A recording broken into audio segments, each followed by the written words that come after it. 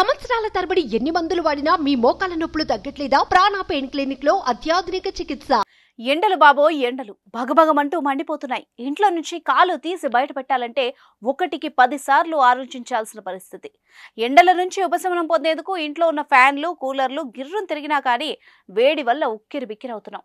కొందరు cool drinks తాగుతూ శరీరాన్ని చల్లబరిచే ప్రయత్నం చేస్తే మరికొందరు రోడ్డుపైకి గొడుగులతో వస్తూ ఎండ వేడి నుంచి తప్పించుకుంటున్నారు. కానీ ఓ వ్యక్తి మాత్రం అందరినీ ఆశ్చర్యపరిచాడు. ఆలోచన అంటే మామూలు ఆలోచన కాదు అన్నట్టుగా అందరూ అవాక్కయ్యారు. అయితే అదేంటో మీరే చూడండి.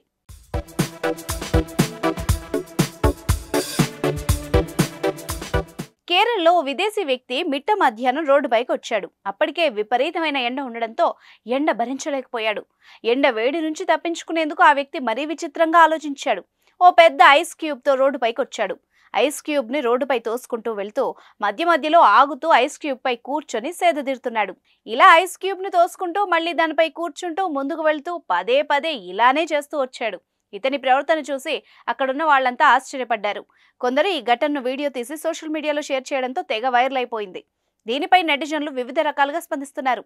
అరే ఇతనేంటి మరీ విచిత్రంగా ఉన్నాడే అంటూ కొందరు, ఎండ ఎంత తీవ్రంగా ఉంటే మాత్రం ఇలా ఎవరైనా చేస్తారా అంటూ వివిధ రకాల ఇమేజీలతో ఇంకొందరు కమెంట్లు చేస్తున్నారు. మరి మీ కమెంట్ ఏంటో కూడా చెప్పేసేయండి.